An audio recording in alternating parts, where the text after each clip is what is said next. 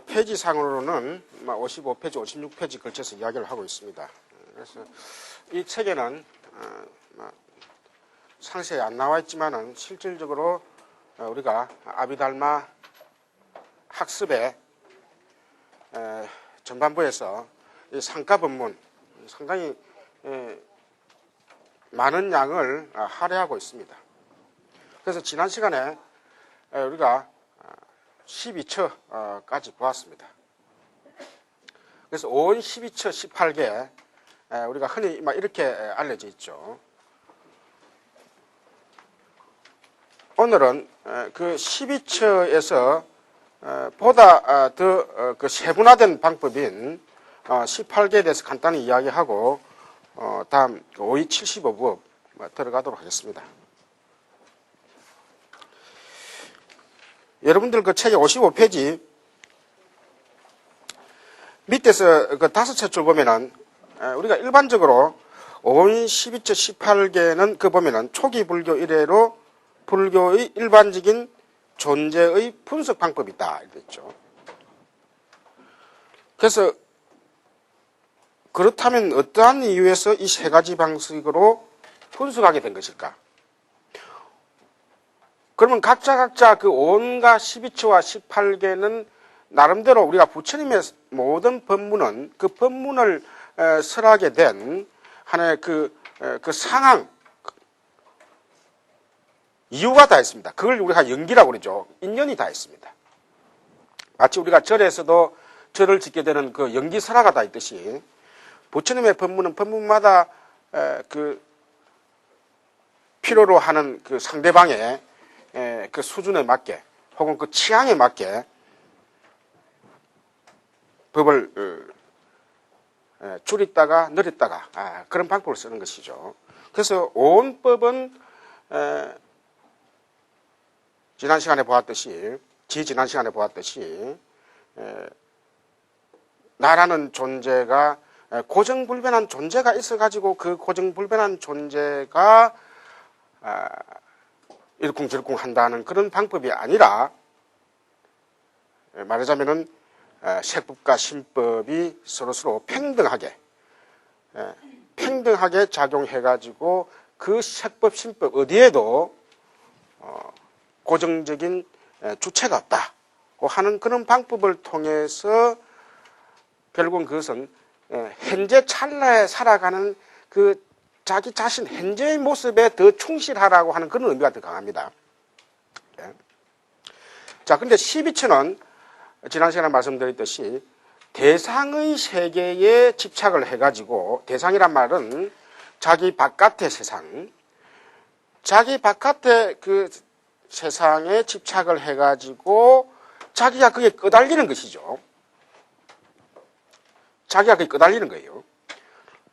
그래서 그 대상이라고 하는 것은 결국은 나와의 관계 속에서 그 의미가 드러난다 하는 뜻에서 12처를 썼단 말이죠. 나와의 관계 속에서. 우리가 흔히 그런 생각, 대상에 대해서 대상은 영원하다 등등등 생각을 하는 것이 일반 중생들 혹은 세속인들의 생각이라고 할 것 같으면은 우리가 수행을 통해서 혹은 또 인생살이를 통해서 뭔가 인생에 대해서 상당히 미주알 고주알 깊은 생각을 하신 분들은 결국은 이 바깥 세상이라는 것은 결국 내가 어떻게 그것을 바라보느냐, 그 관점에 따라서 우리가 관점에 따라서 우리가 흔히 관법이라는 것도 다 여기에 있습니다. 우리가 인도 문화의 그 특징이 내관법이라고 그랬죠. 외관법이 아니라 우리가 흔히 우리가 일반적으로 가는 방법은 다 외관, 아침에 일어나 가지고 등등등 하는 행위들은 기본적으로 다 외관법입니다. 일평생 살면서 바깥 세상만 쳐다보고 사는 사람들이 거의 대부분입니다. 근데 자기가 안을 들여다볼 수 있다 하는 것은 정말 그런 분들은 정말 연세가 그래도 한 50줄에 이제 들어서야 내가 그동안에 어떻게 살아왔는가. 혹은 또 직장 생활에서 좀 긴 휴가를 얻었을 때 등등등 사실 그런 기회를 맞게 되죠. 그러나 인도 문화의 특징이 바로 인도에서는 일찍부터 오랜 전통, 그 요가 자법의 그런 전통이 BC 3000년 전부터 있다고 그랬습니다. 인도 문화의 그 깊이라는 게 대단한 이유가 BC 3000년 전부터 이미 그 내관법이라고 하는 이런 자법의 부조상이 나타나는 것을 볼 때 결국은 자기 자신의 안을 내다봄을 통해 가지고 도리어 더 바깥이 확연하게 잘 보이더란 것이죠. 우리가 보통 바깥을 잘 봐야 바깥이 잘 보이는 것이 이렇게 생각이 쉽죠. 일반 사람들이 있죠. 이제 우리가 불교나 인도 철학이나 인도 사상의 그 위대한 점이 그게예요. 뭔가 바깥을 자꾸 보고 또 나누고 이렇게 하고 또 막 캠비갱뿐만 아니라 더 미시한 것을 탁 발견하고 해야 그것이 드러난 걸로 그렇게 생각하기 쉽지만은 그래도 드러난 게 없더라는 것이죠. 예. 그래서 실질적으로는 내관을 통해서 자기 자신의 늘 감각 내지는 생각. 자, 우리가 감각이라면 안입이 설신. 그 다음에 생각이라면 를 통해서 자기가 자기 생각을 쫓는 거예요. 자기가 자기 심리 분석을 합니다. 이게 우리가 그래서 불교가 어렵다고 할 때는 자기가 자기 심리 분석을 하니까 이게 어려운 거예요. 우선 대상이 또 애매합니다. 그래서 이 12처라고 하는 것은 바로 우리가 흔히 드러나는 바깥 세상인 그 색성, 오늘 또 빨간 게 좀 많이 있네. 바깥의 경계를 육경이라고 합니다. 육경. 이 6가지 경계, 6가지 경계라고 하는 것이 바깥에 미리부터 그 경계가 져져 있지 않다는 거예요. 우리가 마치 우리가 촌에 가면은 내 땅, 네 땅 하듯이 그 경계가 그렇게 져 있지 않다는 거죠. 여기 이제 나라는 존재가 있어가지고 이 바깥 경계를 이제 접하죠. 그럴 때 이 사이에 정말 말 그대로 딱 또렷하게 구별되는 그 경계가 과연 어떠한 형태로 있느냐는 것이죠. 그래서 부처님께서는 이렇게 나가 바깥을 쳐다볼 때 혹은 생각할 때 그 통로의 가지수를 한번 다 추려본 것이죠. 통로의 가지수를. 그래서 가지수를 다 채워보니까 결국은 다 6가지. 육창으로서 육건으로서 다 들어오더라. 육건으로서. 이 육건으로서 들어오지 않는 바깥 세상 내지는 바깥 경계는 더 이상 없다는 거예요. 다시 말하면 이게 달리 생각하면은 다분히 먼저 바깥 세상이 미리부터 있어가지고 그것을 내가 파악을 한다 못한다 하는 그런 관점이 아니라 바깥 세상이 들어올 수 있는 내와 그 작용 관계할 수 있는 이 창문은 6개밖에 없다는 거예요.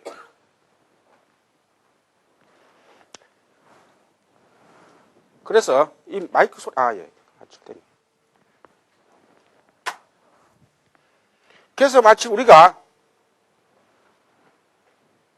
눈 내린 겨울날 눈이 내렸을 때 그 눈을 잘 보기 위해서 창문을 더 깨끗이 닦으면 눈이 깨끗하게 보이듯이 나의 그 육창을 잘 조절을 하면 마치 우리가 렌즈를 통해 가지고 카메라 렌즈의 초점을 잘 맞춤을 통해 가지고 얼마든지 바깥 세상의 크기가 조절되고 명암이 조절되듯이 나의 감각기관을 잘 조절함을 통해 가지고 도리어 더 바깥 세상과 그 모습을 더 확연히 볼 수 있다는 것이죠.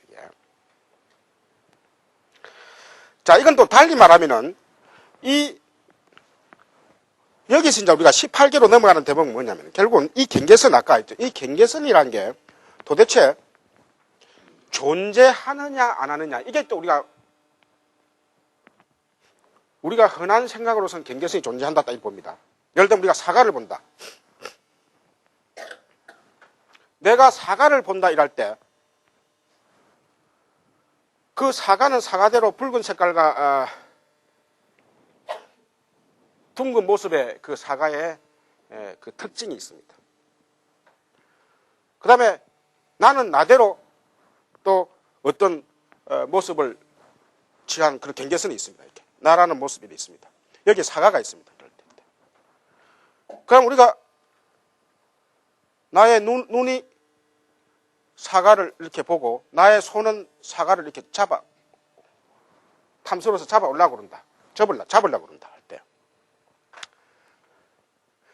자, 이 관계를 볼 때 빨간 색깔과 둥근 색깔이 과연 나한테 어떻게 작용하느냐 이를 볼 때 먼저 오늘날은 이제 이게 많이 밝혀졌지만도 실질적으로는 이 사이에는 이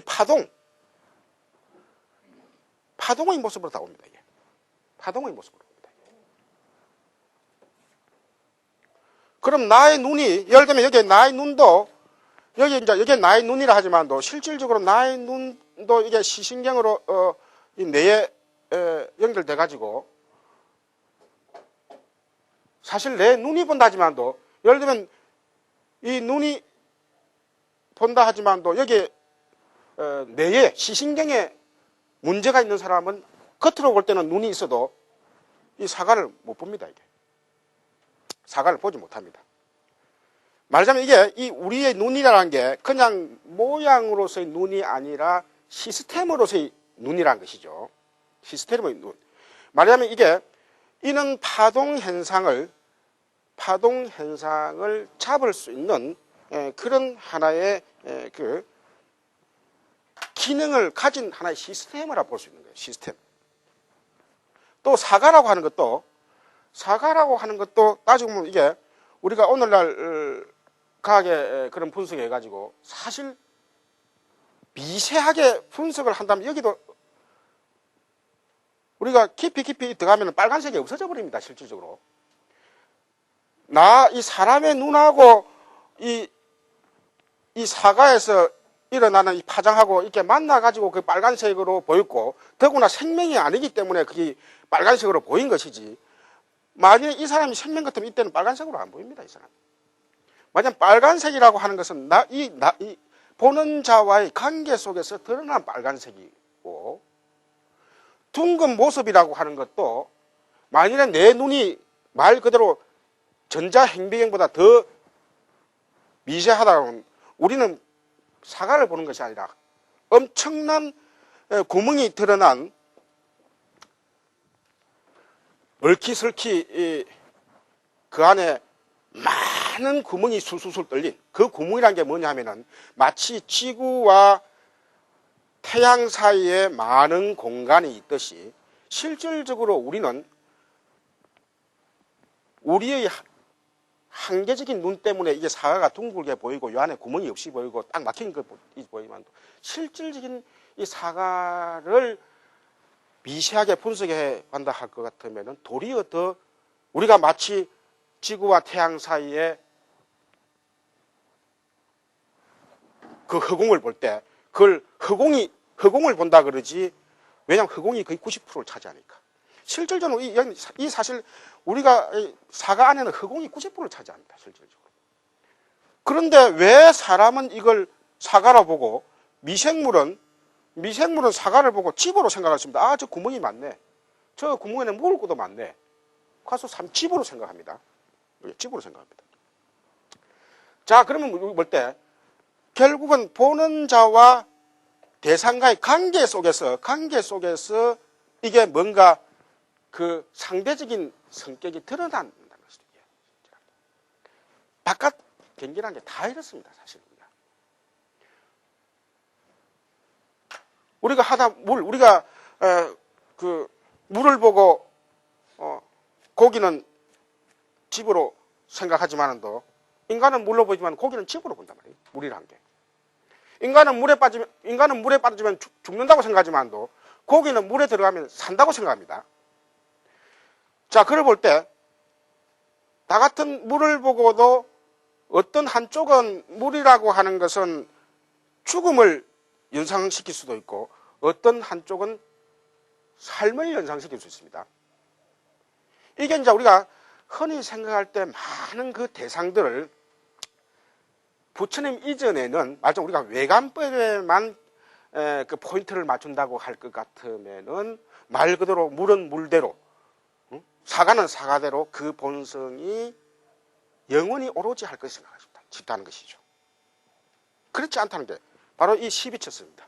그래서 이 12처설에서 이런 찰나적인 이 작용을, 자, 읽어보세요. 아까 이제 우리가 12처설은 요 사이 따지고 보면 색이라는 것을 둘이 뭉실해가지고 뭔가 경계를 잡고 있다.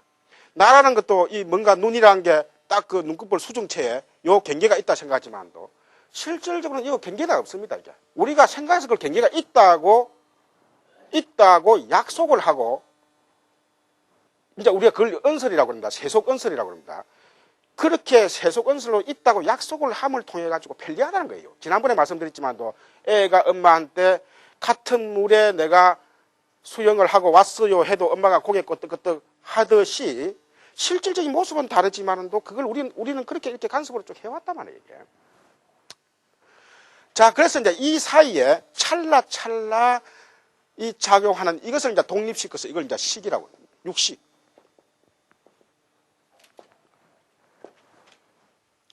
그래서 경설에 우리가 아함경 경설에 근과 경, 안식과 색경이 연해 가지고 안식이 일어나느니라 이렇게 되어 있습니다. 가장 기본적인 우리가 전형적인 문구가 안식과 색경, 맞아 눈과 대상, 모습의 대상이 만나 가지고 안식이 일어나느니라. 자, 안식이 일어나니라. 그 다음에 이 3사가 이 세 개의 사항들이 서로 화합해가지고 3사가 화합해가지고 촉이 일어나니라. 안촉이 일어나니라. 이렇게 되어 있습니다. 이게 이제 여러분들이 이제 불교 경전은 어떤 그 다른 종교의 그 책보다도 그 경설 안에 벌써 철학적이고 심리적인 그런 그 논리 구조가 애초부터 깔려 있습니다. 여러분들이 뭐 어떤 그 세계 종교의 예를 들면 유교니 뭐 기독교니 이슬람이니 다 보세요. 그 경설 안에 윤리적이고 종교적인 표현은 있어도 심리 철학적인 표현은 없습니다. 그런데 불교는 그런 부분도 당연히 있지만도 그것을 이치적으로 받쳐주는 이런 논리적이고 논리적인 그 심리 철학의 분석 과정들이 다 들어 있습니다. 그래서 아비달마라는 것이 여러분들이 이제 아비달마를 어렵게 생각하지만 실질적으로는 경설상의 부처님 경전 속에 등장하는 이런 논리적인 그런 법문들을 다 아비달마라고 할 수 있는 거예요. 그래서 부처님께서는 이미 이런 심리적인 법수들을 다 지금 말하자면 이게 이제 안식과 색경, 자 색경을 인해서 안식이 일어난다고 했죠. 자, 이게 안식을 왜 독립시키나 설명을 하시려고 했느냐 하면은 방금 이야기했듯이 이 주관과 객관이 사이에 완전히 어떤 벽이 확실히 딱 그 경계선이 있어가지고 이놈이 주체가 되든가 이쪽이 주체가 되든가 해가지고 어떤 쪽을 좌지우지하려고 하는 그런 생각들을 파는 것이죠. 이게. 그런 생각들을 파는 거예요. 우리가 서양 철학의 역사는 관념론의 역사와 유물론의 역사가 흔히 그런 이야기를 합니다. 이게 관념론의 역사. 우리 불교 안에도 말이죠. 여러분들 이제 앞으로 이제 불교를 여기 이제 과목마다 다 중장 과목은 다 보시겠지만도 우리가 반야계통의 반야사상 또 유식사상 뭐 천태, 함 등등등 중국 쪽에 다 보지만도 기본적으로 불교 안에도 이런 관념적인 이야기들이 많이 있습니다. 근데 어떤 그 초기 불교든 아비달마든 대승불교든 큰 그 아웃라인을 벗어나면 안 됩니다. 무슨 말이냐면은 불교가 응용이 되고 시대에 따라서 용어를 또 도입을 해야 됩니다. 새로운 용어로 바꿔 써야 됩니다. 왜 새로운 용어를 바꿔서 해야 되냐면 시대가 변하면서 외도들이 불교를 공격합니다. 그럼 불교를 공격하면 불교는 불교 나름대로 그 바꿔진 용어를 가지고 불교는 또 그걸 받아들입니다. 마치 무기가 저쪽에서 신무기를 개발하면은 그 신무기에 대응하고 새로운 무기를 또 개발합니다. 또 이쪽에서 무기를 개발하면 이렇게 됩니다. 말하자면 우리가 초기 불교에서는 공이란 말이 초기 경전상에는 공이란 말이 등장이 많이 안 합니다. 등장은 하지만은 그러나 반야계통 경전을 가면 공이 적극적으로 등장을 합니다. 그럼 이 공이라고 하는 전술적인 학술 무기를 가지고 상대편을 공격하면은 일거에 격파시킬 수 있다. 마치 핵폭탄 것 때문에는 그런 잔잔한 무기들을 할 수 있다. 사실 이러한 이론들이 다 기본적으로 초기 불교에서는 무아사상하고 다 같습니다. 다 하나도 차이가 나는 거 아니에요. 여기에. 자, 그래서 결국 우리가 이 공이라는 표현도 어떤 한쪽에 주관이나 객관의 한쪽에 집착해가지고 그 실체성이 있다고 하는 것을 타파하는 게 공입니다. 그래서 내외공이랍니다. 외공, 내공이랍니다. 여기 다 같이 걸리는 거예요. 이게. 그러면서 그러면 이제 우리가 공이라고 할 것 같으면 말고 비었다고 할 것 같으면 거기에 대해서 그럼 비었으면은 말 그대로 허무한 것이냐, 작용이 없는 것이냐 이렇게 물을 수 있는 것입니다. 비어 있으면은 그러기 비어 있다고 하는 의미는 그것이 찰 수 있다고 하는 의미 속에서 더 비어 있다는 게 의미를 가지는 것이지 비었다는 그 자체가 의미를 가지는 게 아니에요. 비었다고 하는 것은 궁극적인 의미가 아닙니다. 그게 이제 우리가 이 저쪽에 노장계통에서 그게 이제 이 한계점이에요. 불교는 말하자면은 이게 그래서 우리가 지난번에 가끔 말했죠. 이 세상의 모습, 이제 공은 우리가 성이라고 할 수 있죠. 성품은 비어 있다고 하면은 이것은 결국 비어 있다고 하는 그 하나의 그 가정을 통해 가지고 궁극적으로는 참된 모습을 더 드러내는 데 있습니다. 드러내는 데 모습을 감추는 것이 아니라 드러내는 데 있습니다. 지혜를 더 드러내는 생각을 말하자면 삿된 생각을 지우고 무루해 그 참된 생각을 우리 아비달마 불교에서 무루해라고 그럽니다. 참된 생각을 드러내는 데 있죠. 참된 모습을 드러내는 데 있습니다. 말하자면 사과가 피었다고 해가지고 사과가 허무하다. 사과 그 별 것 없다. 의미가 없다. 이런 뜻이 아니라 요거 사과 대신에 우리가 인생이라는 걸 엿봅시다. 사과 대신에 인생을 엿보면 이게 이제 법경이 됩니다. 지난번에 말했지만도 구체적으로 모습이 보이는 것 때문에 그런 색경이 되는 것이고 우리가 뭐 사랑이란 무엇이냐 인생이란 무엇이냐 슬픔이란 무엇이냐 등등등 이런 건 다 법경이 되는 겁니다. 예. 그러면 사랑은 다 허무하니라 해가지고 예를 들면 뭐 우리가 흔히 그런 말이 있죠. 다른 종교에서는 젊은 청소년이 서로 사귀어가지고 그게 성직자를 찾아가면은 그래 참 사랑은 아름다운 거니라.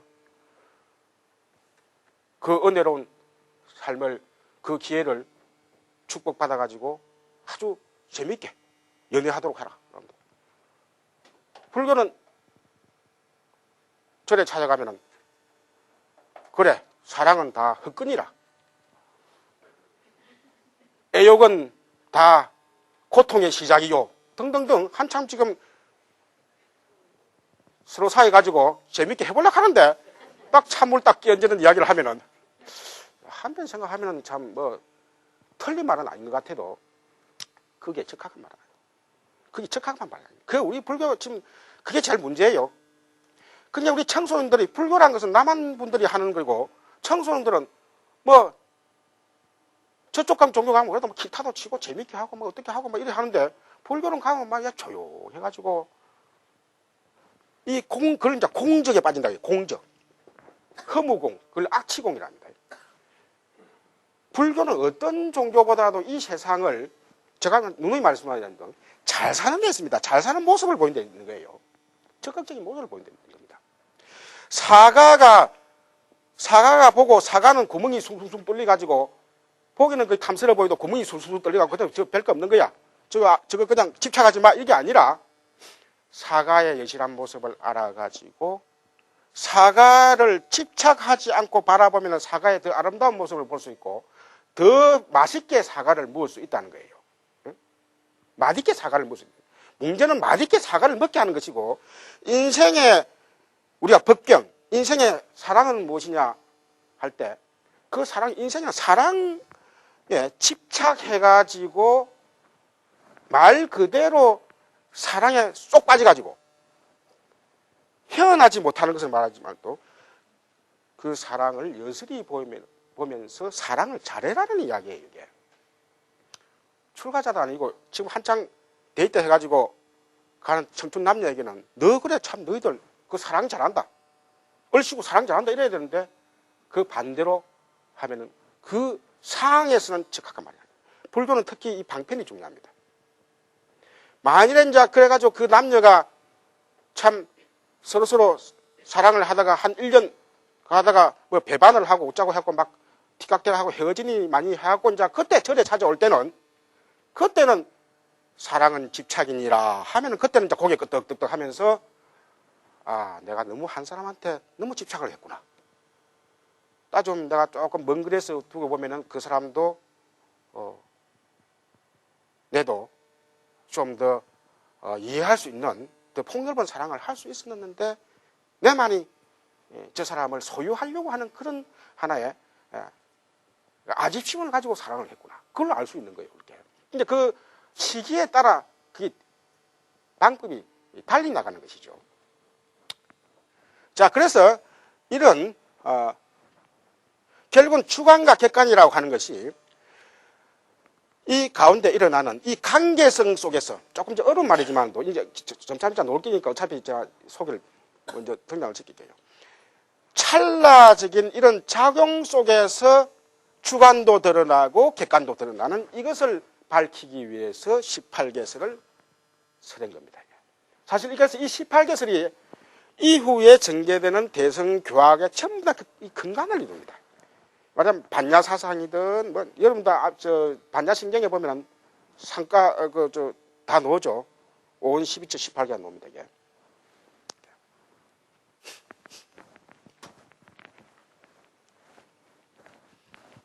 자, 근데 이 18개는 한 가지 마지막에 이 부분이 좀 여러분들의 설명이 좀 필요해요. 여기 이제 육경 할 때 그 순수가 어떻게 되죠? 색, 한글로 쓸게요. 색, 성, 향, 미, 촉, 법. 자, 마지막 이 법이 이제 상당히 이제 앞으로 두고 해석거리가 될 겁니다. 자, 그 다음에 이쪽엔 뭐죠? 이게 이제 육경이고, 자, 요게 이제 좀 사이를 떱니다. 사이를 떠는 이유는 요 사이에다가 그 식을 넣기 위해서입니다. 그래서 이걸 이제 건이라고 그러죠. 여기에 안, 비, 설, 신, 자, 의. 자, 이 의라고 하는 것이 또 설명이 상당히 또 필요한 부분이에요. 요 의는 한자로 이제 우리가 이렇게 쓰죠.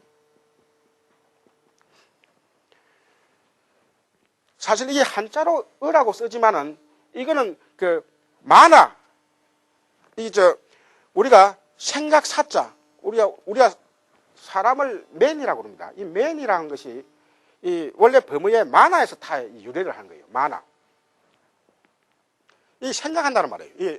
보통 A는 이 탈락됩니다. 이 맨 아닙니까? 말하자면 이 생각하는 그 여러 가지 그 주체적인 작용을 다 이 의라고 그럽니다. 그러니까 우리말로 요새 이 의라고 하면 이게 한글 옥편을 찾아보면 그냥 의지 의자로 되어 있어가지고 그냥 의지하는 걸로 이 범위를 좁히는데 그러면은 이 12처 18개를 풀이하는데 아주 그 문제점이 많이 생깁니다. 말하자면 앞에 이것은 안이비 설신이는 오간을 통해서 바깥 경계를 각자 그 경계를 특징하지만은 이 의근은 말 그대로 생각하기 때문에, 말 그대로 우리가 생각이라는 건 마음대로 생각할 수 있죠. 뭐든지 생각할 수 있습니다. 사과를 보고, 사과의 색깔을 보고 1차적으로는 눈이 사과의 색깔을 보지만도 2차적으로는 바로 저 사과 먹음직스럽다 할 때는 그때는 바로 이 생각이 들어간 겁니다. 그래서 이 의근이 활동을 하는 거예요. 의근이. 그러니까 이 의근이라는 것은 이 용쪽 다 걸립니다. 이게. 우리가 이 전문용어로 이걸 우리가 흔히 여러분들 이 말 써도 될지 모르겠는데 우리가 불공이 공동으로 한다. 공이 불공이 공통으로 이 안입이 설치는 각자 그 경계를 관장을 합니다. 이 건이란 말 자체가 우리가 여기 지금 뿌리 건자로서 한문으로 되어 있어 그렇지 원래 범어로서는 인드리아라는 말이에요. 이 인드리아라는 말 자체가 뭐냐면은 관장한다. 인드리아라고 하는 것이 관장한다, 관할한다는 말이에요. 이제 우리가 이걸 요새 말로 하려면 말 그대로 이게 참 이 건과는 뿌리 건자와는 좀 차이가 나요. 이 속에는 뭔가 이 작용적인 의미가 강합니다. 눈이라고 하는 것은 색깔과 모양에 대한 것을 다 담당한다, 관장한다는 말이에요. 관장한다. 그 다음에 이근이라고 하는 것은 소리에 대한 그 대상을 다 관장한다는 것이죠. 이렇게. 역시 그런데. 그런데 이 마지막에 있는 이 의근은 불공이 아니라 공이 공통적으로 다 연결됩니다. 이렇게. 연결되면서 말하자면 우리가 소리를 듣고도 귀로는 소리를 듣지만도 그 소리 듣고도 그 좋은 소리, 저 북소리 한 번 더 들어야지. 생각을 내죠. 역시 바로 이 의근이 따라갑니다. 이 법경은 지난번에 말씀드렸지만도 모든 정신적인 현상은 다 이 법경에 들어갑니다. 법경. 이것도 여러분들이 잘 파악을 해야 돼요. 모든 정신적인 현상은 내외 불문하고 내 안에 일어나는 정신적인 현상이든 우리가 잘못하면 이걸 바깥 부분만 해석하기 쉽습니다. 내 안에서 일어나는 나의 지나간 생각을 대상으로 찰나의 생각이든 그 전에 지나간 생각이든 그게 전부 다 이 법경이 됩니다. 정신적에서. 바깥 경계든 안 경계든. 자, 그런데 여기 이제 육식을 이 식을 이때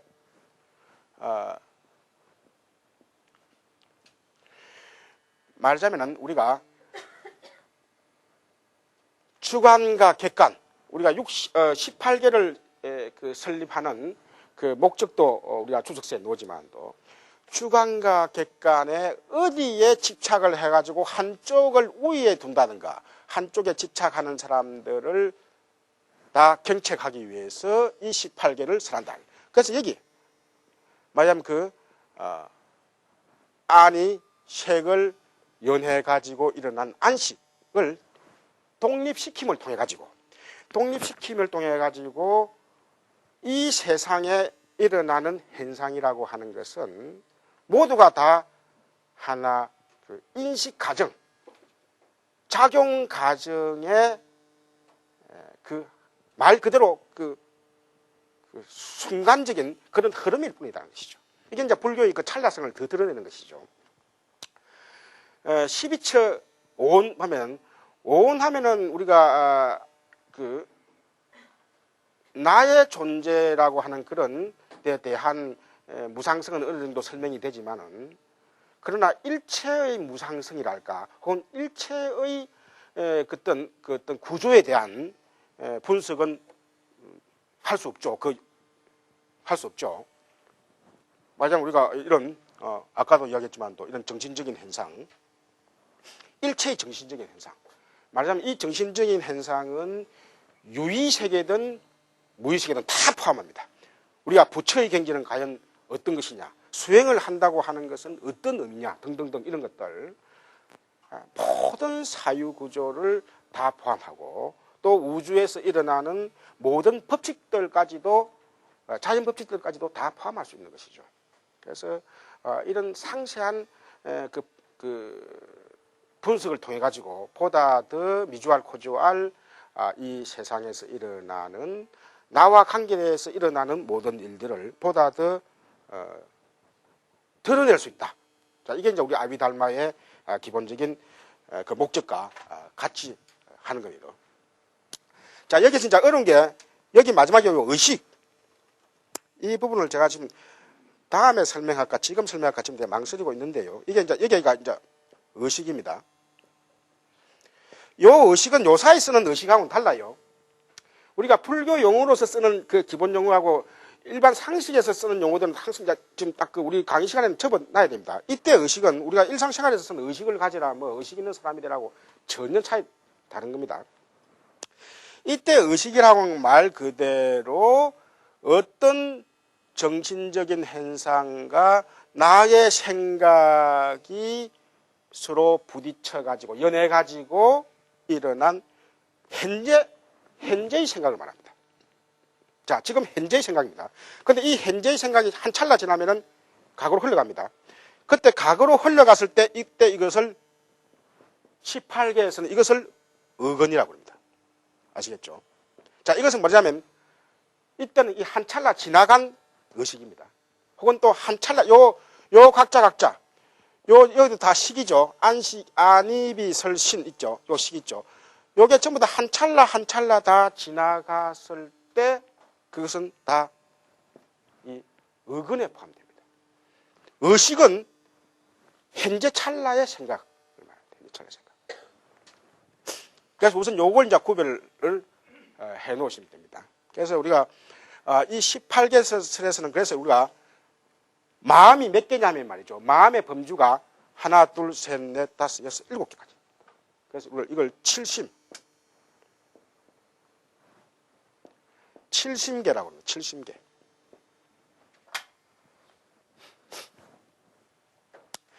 그러면 우리가 흔히 그렇게 생각하십시오. 현재의 그런 마음을 기준으로 할 때는 이 육식이면 충분하지 않습니까? 육식하니까. 그런데 이게 왜 마지막에 이 의근을 하나 더 이어가고 70이라고 하느냐 하면은 이때는 찰나 지나갔지만은 이것은 마음이 어디서 일어났느냐를 확연하게 밝혀주기 위해서 마치 우리가 안식이 어디서 일어났느냐 하면 이렇게 두 개를 연했다고 할 수 있죠. 그런데 우리는 보통 마음이 어디서 일어났느냐 하면 그걸 막연하게 내 마음이 어디서 왔을까 이러지만 우리가 이제 이 심리학 불교 쪽에서는 바로 직전에 생각을 밟고 일어났다는 것이죠. 우리가 안식은 자, 우리가 예를 들어서 쉽게 바깥에 눈이 쌓였다 할 때 바깥에 아침에 일어나니까 눈이 쌓여가지고 뭔가 허연에서 눈을 뜨자마자 일어나가지고 창문 커튼을 제끼고 바깥에 하얀 눈을 한 소녀가 보고 봤다 이럴 때. 자, 그럴 때 우리가 이제 창문을 하나의 그 비유로서 이제 창문은 소이가 됩니다. 창문을 통해서 우리가 흔히 가야죠. 창문을 통해서 저 바깥에 설경을 봤다 이럴 때. 그럼 설경, 자, 흰 눈의 그 색깔이니까 색경이죠. 자, 그때 창문이라고 하는 것은 하나의 소이가 됩니다. 그런데 이제 우리에 해당되는 것은 이것이 이제 눈이 되는 것이죠. 눈을 통해서, 눈을 소위로 해가지고 대상인 색을 서로 연해가지고 안식이 일어났다. 자, 정말 저 눈이 하얗구나. 그때 그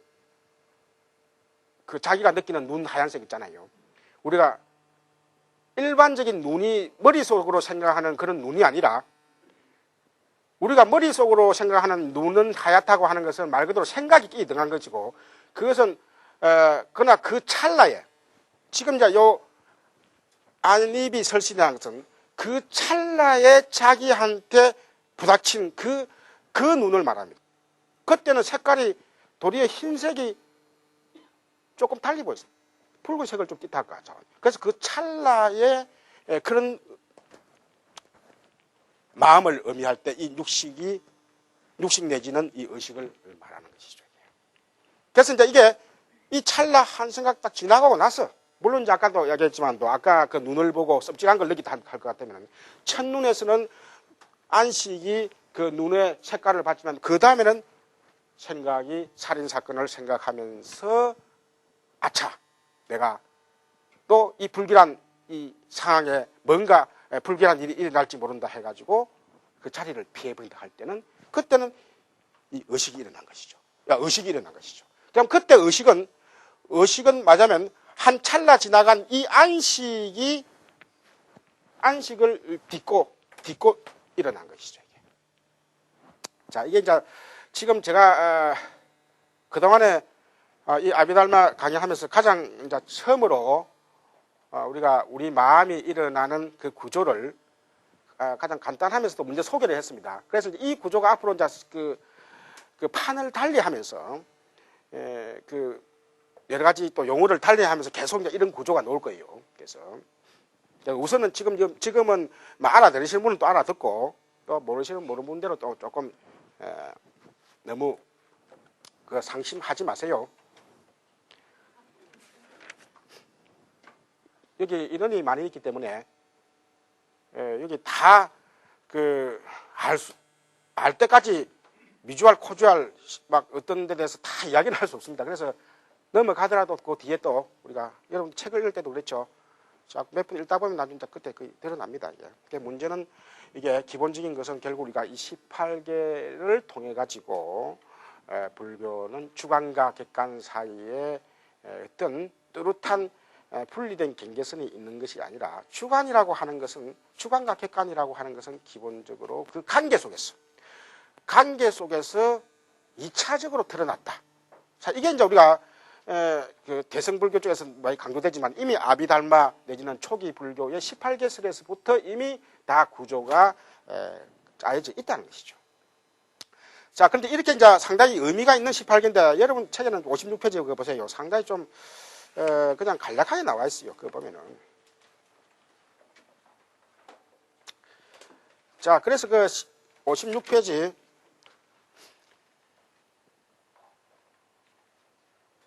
아까 참 55페이지 여기에 하도 간단히 되어 있었고 제가 정강하게 설명을 했는데 제 설명을 듣고 이제 여기 좀 봅시다. 그거 보면은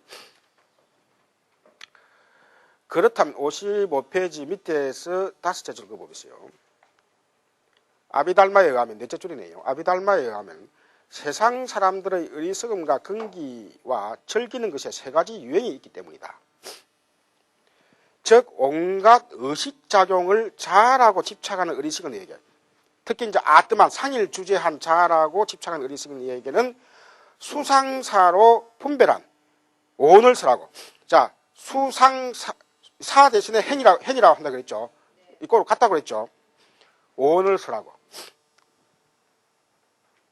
자, 불교는 다른 종교보다도 정신의 현상을 일찍부터 수상행식 해가지고 네 가지로 더 나눴다. 식만 해도 되는데, 뭐냐면 우리가 색심 혹은 색식 이래도 되는데 수상사로 더 세분화했다는 것이죠. 그 다음에 세계 어리석은 이에게는 그것을 오근과 오갱으로 분별한, 이때 그것이라는 것은 색법입니다. 색법을 또 오근과 오갱으로 분별한 12처를 썼다. 그러니까 색법을 오갱과 5 플러스 5 하니까 10이 되고, 그 다음에 신법으로서 어근과 법경이 있으니까 두 개 합해가지고 12가 되죠. 그래서 12처를 썼다는 것이죠. 그 다음에 색심의 어리석은 자에게는 그것을 각각 10가지와, 자, 색법을 10가지, 그 다음에 이 7가지라는 게 이게 이제 바로 70개, 아까 조금 전에 제가 설명한 70을 말한다. 안입이 설신 이식하고 이 어근하고. 그래서 7가지로 분별한 18개를 설했다. 그럼 나머지 더하기 7은 17인데 왜 18입니까? 하나가 어디 갔죠? 하나는 법계입니다. 마지막에 법계.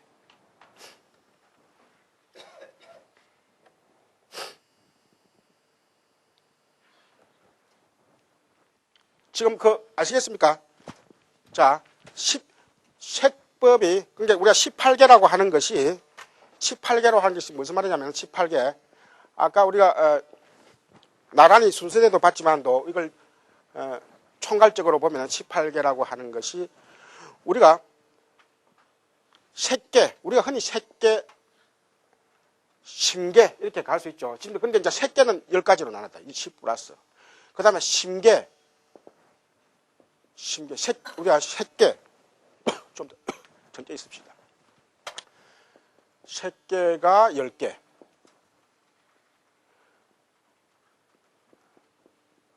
색계가 10개가 뭐죠? 안이비설신, 색성향미, 촉. 자, 안이비설신이니까 와 색입니까? 이렇게 물을 수 있죠. 자, 안이비설신, 눈에서도, 자, 이런 거 보세요. 눈을 구성하는 것은 물질이 우리 눈을 하잖아요. 우리가 눈을 구성하는, 요걸 잘 아시. 눈도 정신적인 눈이 있고 육신적인 눈이 있습니다. 그럼 육신적인 눈은 어디에 속하겠습니까? 당연히 색계에 속하겠죠. 내 눈은 전부 다 물질로 이루어져 있잖아요. 물질 플러스 그 작용 시스템이 있으니까 그 시스템은 이제 정신적인 데 속하는 거예요. 그래서 이제 안식은 아까도 이야기했죠. 눈도 육신적인 것은 색계에 속하고 육신적인 눈은 색계에 속하고 정신적인 눈은 어디에 속하죠? 신계에 속합니다. 그래서 신계에서 이제 아까 안식이 있잖아요. 안식. 그래서 이게 이제 7심이 됩니다. 7심. 7심계. 이걸 막 처음에 1부터 씁시다. 이게 10색계, 7심계, 7심계, 그 다음에 플러스 마지막에 뭐죠? 법계. 모든 정신적인 현상을 다 법계로 한다고 했습니다. 법계. 그래서 요게 1법계 해가지고 다 하면 18이 되죠. 이 거로.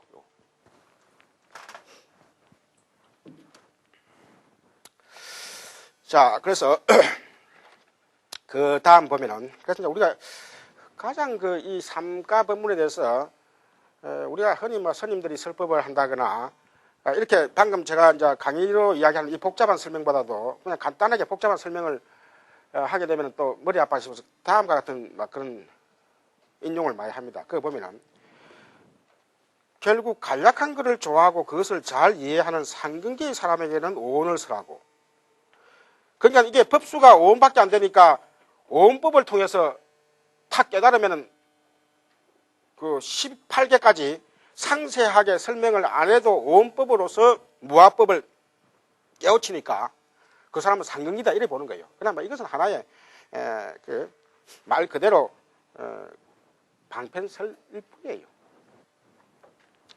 정확한 이제 아까 그 3개 분립의 그런 이유는 아까도 이야기했지만도 내외, 그러니까 안에 내외에 집착을 하느냐 외에 집착을 하느냐 양쪽에 다 집착하느냐 그런 방법이 더 합리적이고 논리적입니다. 이게. 그래서 우리가 법수가 작다 해서 그것을 깨우치기가 뭐 어렵고 법수가 많다 해서 그것을 깨우치기가 쉽다 하는 그런 비유는 조금 너무 초보적인 이야기예요. 그러나 일반적으로 이렇게 많이 쓰고 있으니까 다른 책에서도. 그 다음에 그거 보면 간략하지도 번잡하지도 않고 중간글을 좋아하는 중근기의 사람들은 왜 12치를 쓰라고, 또 자세하게 이야기해야 비로소 이해하는 하근기의 사람에게는 18개를 쓰랬다 등등이 나옵니다. 근데 이제 우리가 일반적인 이야기로서는 부처님께서는 모든 중생은 말 그대로 근기가 취향이, 이때 근기라는 것도 우리가 저는 항상 그런 이야기입니다. 우리가 너무 이 근기를 수준의 상하로서 그렇게 이해를 하면은 그것도 문제가 있습니다. 우리가 오늘날 뭐 특히 한국에서 뭐 이 선성하면서 선이라고 하면은 막 상근기만 하는 것도 이렇게 너무 변질되다 보니까 많은 부작용을 하고 있습니다. 화두 하나 딱 들고 그냥 탁 깨우치면은 그 사람은 막 상근기도 해갖고 하니까 너노다도마다 복잡한 것보다는 화두 하나 깨우치갖고 내가 상근기 소리 들으란다. 그래갖고 전부 다 그런 식으로 빠지고 있어요. 근데 바로 그냥 그러한 그 간섭의 맹점이 바로 그겁니다. 불교는 그것은 우리가 하나의 그 입문 과정으로서 어떤 화두를 들고 하는 것이지, 그걸 지금 우리 불교의 전통에서 볼 때는 제 생각을 해요. 화두라고 하는 것은 입문 과정에서 불교의 딱 그 관심을, 세속의 그 일상적인 논리에 그 흔히 젖어 있다가 그 화두를 던짐을 통해 가지고 그 화두라는 게 일상적인 그 논리를 벗어나는 것이거든요. 일상용을 벗어나니까 이게 먹고 시간, 이게 먹고 이래 되는 거예요. 우리가. 반야신경도 있어도 마찬가지입니다. 색적 시공 공적 시작, 안입이 설신이라니까. 분명히 내가 눈이 있는데 눈이 없다라니까 이게 놀래 잡아지는 거예요. 내가 거울을 쳐다봤고 눈이 있고 한데 눈이 없다. 그러니까 우리가 반야신경에 눈이 없다는 이야기도 바로 그게 화두입니다. 그거는 선의 어떤 화두보다도 더 짬진 화두고 전통이 있는 화두예요. 그걸 이제 화두라고 생각 안 해서 그런 사람들이 그래요. 그 이제 문제는 뭐냐면, 이게 우리가 그 간략한 것을 좋아한다. 제가 여기서 이제 혹시 오해할까 싶어 그런 거예요. 간략한 것을 좋아해가지고 간략한 것을 깨우치는 것이 상근기라고 하는 것이 우리나라에 엄청난 이 뱅패를 많이 내려오고 있어요. 그래서 그 화두라고 하는 것은요, 불교의 입문 과정이에요. 입문 과정에서 탁 그 일상을 확 그 뒤돌아보게 하는, 우리가 아까도 얘기했지만도 외관에 젖어 있던 사람을 내관으로 끌어들이는데 화두가 하는 큰 역할을 합니다. 그래서 화두를 제가 무시하는 게 아니에요. 화두를 무시하는 게 아니에요. 근데 화두의 그 착한 위상을 알아야 돼요. 그래서 우리가 지금 우리가 교학, 화두 100년 잡고 해도 못 겹치는 사람도 교학 10년만 하면 깨우치는 사람 많이 있습니다. 그게 이제 우리가 불교의 원리예요. 부처님께서 많은 교설을 내놓으신 게 거기에 있습니다. 그럼 부처님 설법하지 마시지, 뭐 45년 설법을 뭐라고 해요, 그거다. 그러면서 그 후대에 인도의 사실 세계에 머리 좋다는 사람은 다 인도 사람들이에요. 그 역사가 다 증명하잖아요. 불교의 8만 대장경이니 그 과학적인 생각들이 있잖아요. 그 앞으로 여러분들은 이제 지금도 우리가 문명사적으로 그러잖아요. 중국이 한번 일어나고 인도가 한번 일어난다고 그러잖아요. 그런데 중국이 일어나는 거하고 인도가 일어나는 거하고 차원이 달라요. 인도가 일어나면 이 종교 문화의 그 백그라운드 해가지고 중국은 종교 문화가 약합니다, 실제로. 그런데 인도가 일어난다면 그 과학 정신과 함께 이 굉장한 그 영향을 미치게 되었습니다. 사유의 그 아주 깊은 그 관계, 많은 그 학문적인 그 용어들을 갖고 있어요. 좀 쉽게 하면 무슨 말이냐면, 방금 이제 용어들이 많이 등장했죠. 이런 심리 철학적인 용어가 중국에는 없습니다. 한문으로 겨우겨우 표현하지만도 한문으로 표현한 한계가 있어요. 그런데 인도에는 3000년부터 갈고 닦은 용어들이 쫙 깔려 있습니다. 벌써 재료가 많기 때문에 이거는 그 제조의 물건을 만드는 데 있어서 별로 차이가 나요. 어떤 회사가 재료 공급을 완전히 맞는 회사가 있고, 어떤 회사는 일부만 납품받는 회사가 있다 그럴 때, 그 미주알 코주알 납품을 받아가지고 그 재료 사이마다 빠진 걸 다 끼울 수 있는 그 회사하고 그 세련된 제품이 나온 차이가 납니다. 종교 철학도 마찬가지예요. 그래서 우리가 이 아비달마를, 지금 진짜 이런 문장은 뭐냐면, 앞으로 여러분들 책을 보게 되면 아비달마를 소승불교라 해가지고 더구나 대승에 비해서도 낮고, 또 선이라고 화두를 중심으로 한 선에 대해서는 더 낫다 이래가지고 이게 완전 거꾸로 된 거예요. 거꾸로 된 겁니다. 그래서 이 아비달마라고 하는 것은 기본적으로 하나의 호수와 같습니다. 아비달마. 우리가 그림으로 그리면 아비달마라고 하는 것은 기본적으로 이 호수입니다. 여기서 이 가지를 치는 겁니다. 다. 가지를 치기 때문에 이 가지 치으면 나중에 이게 다 돌아와야 됩니다. 기본적으로. 마치 뿌리에서 줄기가 나가지고 꽃이 피으면은 그 다음 해가 지나서 꽃이 짙으면은 또 뿌리에 돌아가지고 뿌리에 지원을 받아야 됩니다. 이렇게. 불교의 모든 종파나 경전, 대성경전들이 시대가 지나서 그 시대의 시절에 맞지 않으면은 오늘날 대성경전 중에 시절에 맞지 않은 게 엄청나게 많습니다. 시절에 그 용어를 읽어도 그러니까 오늘날 그 젊은 세대들이 다 빠져나가잖아요. 이게 바로 우리가 단순히 불교라고 하는 것이 어떤 그 말만 가지고 하는 것이 아니라 그때 그 장소에 맞게 그 용어를 아마 잘 구사하는 데 있다. 그래서 이 12처 18개 오원도 부처님께서 그 사람들의 그 취향에 따라서 어떤 사람은 자기 자신에 너무 집착하는 사람들이 있습니다. 어떤 사람은 또 대상에 바깥 대상에 너무 집착하는 사람이 있습니다. 예를 들면 우리가 뭐 욕심쟁이 같으면 자기 자신에 집착을 한다고 할 것 같으면 가대망상에 빠진 후황된 사람들은 바깥 세상을 통해서 자기를 자꾸 드러내려고 그러죠. 나는 뭐 훌륭한 사람, 돈 많은 사람 사귄다 등등등 이런 걸 통해 가지고 바깥 경계에 하죠. 물론 이 양쪽 다 그 집착을 하는 사람도 있기 마련이죠. 그래서 그런 사람들을 위해서 각자 이러한 5원 12처 18개를 설했다. 이렇게 볼 수 있겠습니다. 자, 그 다음에 요 한 10분 남은 가지고 뭘 이제 도입부로 말씀드리냐면, 자, 이러한 그 우리가 법의 분류 방법이, 자, 우리가 처음에 유의, 무의로서 2대 구분하는 걸 봤습니다. 유의, 무의, 유름으로. 그 다음에 5가지, 12가지, 18가지로 분류하는 방법을 봤습니다. 그 다음에 5의 75부위라 해가지고 일체를 5가지로 분류를 하는데, 우리가 5가지 분류하면 아까 오온, 이렇게 빨리 나왔네. 오온 하지만 오온은 일체를 분류한 것이 아닙니다. 일체를. 유의법을 분류한 것이죠. 근데 일체라 하면은 유의, 무의, 유름으로 다 통한 겁니다. 다를 포괄해가지고. 아까 그래서 12처 18개는 법계라는 게 있었기 때문에, 법견이라는 게 있었기 때문에 일체를 다 포함했죠. 그런데 12처는 말하면 가지수도 많고 18개도 가지수가 많죠. 자, 그래서 5가지로 이 일체 우주를 분류하는 방법들이 아비달마 학자들에서 일찍이 행해졌죠. 자, 그래서 이제 우리가 색하면 또 그 다음 생각나는 게 뭡니까? 상대적인 게. 색하고 상대적인 게 뭐죠? 심이죠. 그렇죠? 자, 심.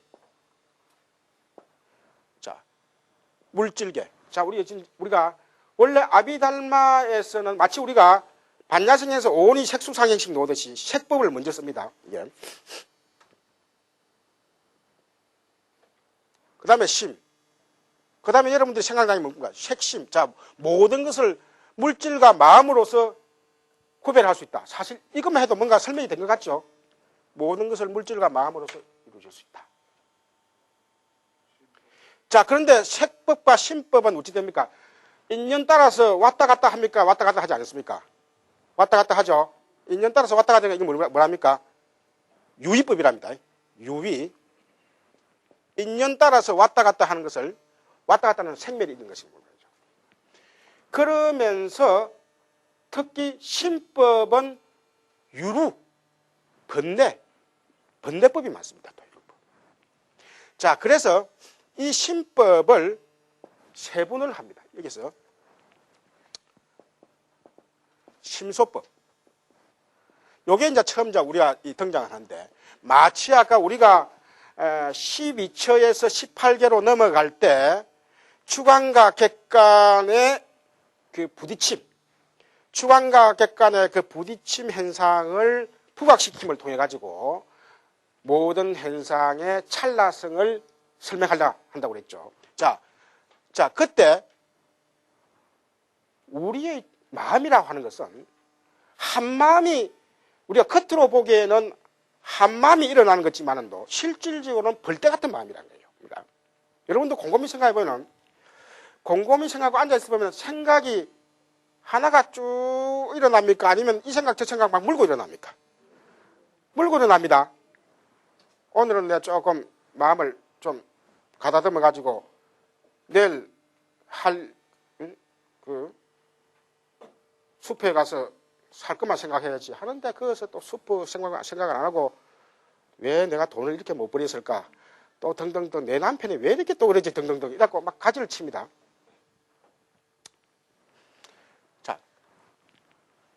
자, 이걸 막 흔히 중국 쪽에서는 이걸 심앙법이라는 표현을 씁니다. 심앙. 이걸 심소. 그래서 심앙과 심소로 이게 나누는데 이게 무슨 말이냐면은 어떤 주도적인 마음이 일어날 때 부속적인 마음. 우리가 요새 말로 하면 이게 부속적인 마음입니다. 부속적인 마음이 함께 따라 일어난다. 그래서 이 심소를 우리가 오음법에서는 이게 뭐냐면 수, 상, 행. 요 세 가지를 심소법에다가 배치를 하고 그 다음에 이 심앙법은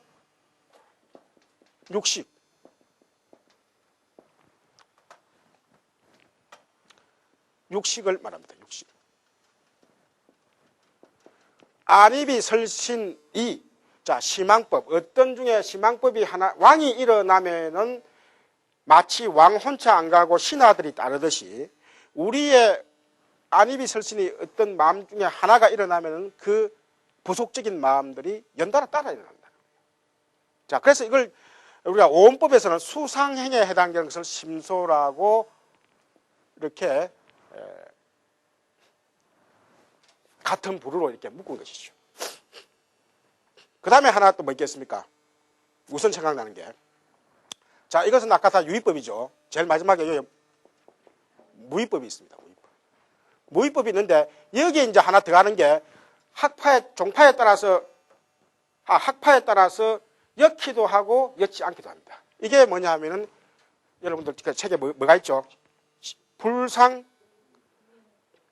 불상응행법 돼 있죠. 이게 앞에 어떤 말이 생략되어 있냐면은 색심불상응행법. 그러니까 색과 심에 상응하지 않는다. 이 상응하지 않는다 이 말은 서로서로 관계하지 않는다 이 말이에요. 상응이란 말은 불교적인데 색과 심에 관계하지 않는다.